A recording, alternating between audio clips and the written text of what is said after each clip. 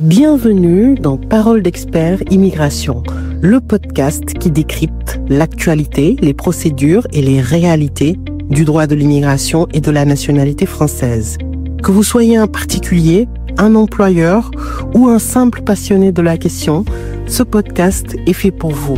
Chaque épisode abordera un sujet clé avec des analyses claires, des témoignages et des réponses d'experts et de passionnés. Alors installez-vous confortablement et plongeons ensemble dans les coulisses du droit de l'immigration. Bonjour à tous et bienvenue sur le podcast du cabinet FB Avocat. Je suis Madame Mercier-Jade et aujourd'hui nous allons aborder un sujet essentiel pour beaucoup d'entre vous, la demande de regroupement familial en France. Vous êtes étranger en France et souhaitez faire venir votre famille pour qu'elle vive à vos côtés? Ce processus peut parfois sembler complexe. Dans ce podcast, nous allons détailler les conditions à remplir, ainsi que les documents nécessaires, les étapes de la procédure, les délais de traitement, ainsi que les motifs de refus les plus courants. Ce podcast va vous donner toutes les clés pour réussir votre demande, éviter les pièges et surtout comprendre comment nous, au cabinet FB Avocat, pouvons maximiser vos chances de réussite. Le regroupement familial est avant tout une procédure qui permet à un étranger résidant légalement en France de faire venir sa famille, c'est-à-dire son conjoint, sa conjointe ou les enfants mineurs, pour les réunir sur le territoire français. Cependant, cette demande est encadrée par des conditions strictes et des étapes précises qu'il est important de bien comprendre pour éviter des refus. Tout d'abord, pour faire une demande de regroupement familial, plusieurs critères doivent être respectés. Vous devez résider en France de manière régulière et ce, depuis au moins 18 mois avec un titre de séjour valide.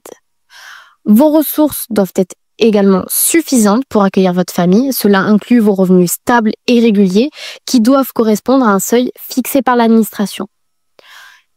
Et pour terminer, vous devez également disposer d'un logement conforme aux normes de salubrité et adapté à la taille de votre famille.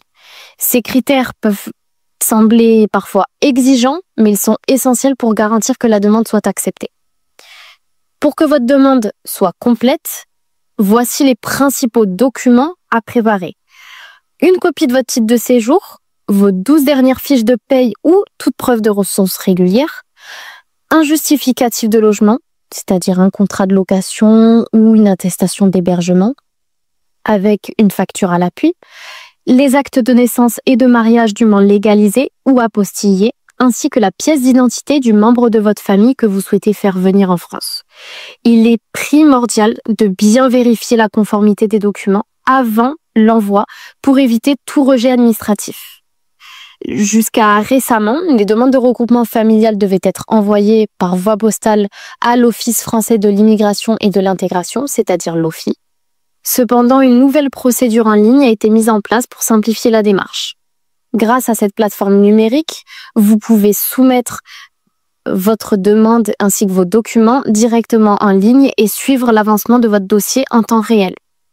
Le traitement de la demande peut prendre plusieurs mois. En moyenne, le délai de traitement est de 6 à 9 mois, mais cela peut varier en fonction de votre département ainsi que de la complexité du dossier. Concernant les motifs de refus les plus fréquents, malheureusement, il arrive que certaines demandes soient rejetées. Pour motif de ressources insuffisantes, c'est-à-dire que l'administration considère que vos revenus ne permettent pas de subvenir aux besoins de votre famille. Pour cause de logement inadapté, c'est-à-dire que le logement ne répond pas aux critères de salubrité ou est jugé trop exigu.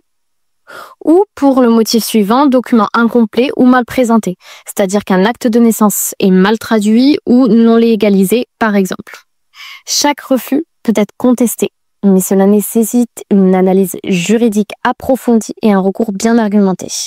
Chez FB Avocat, nous savons que cette procédure peut être complexe et source de stress.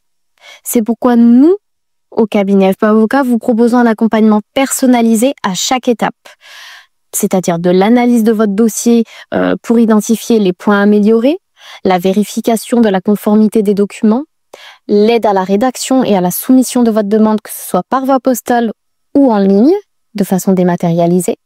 Et en cas de refus, nous vous assistons dans la rédaction de recours administratifs et, si nécessaire, devant les juridictions compétentes.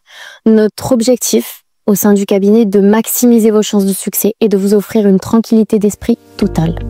Merci d'avoir suivi ce podcast et continuez à nous suivre sur nos réseaux sociaux Facebook, Instagram, TikTok. Et à bientôt pour un nouvel épisode de Parole d'experts immigration.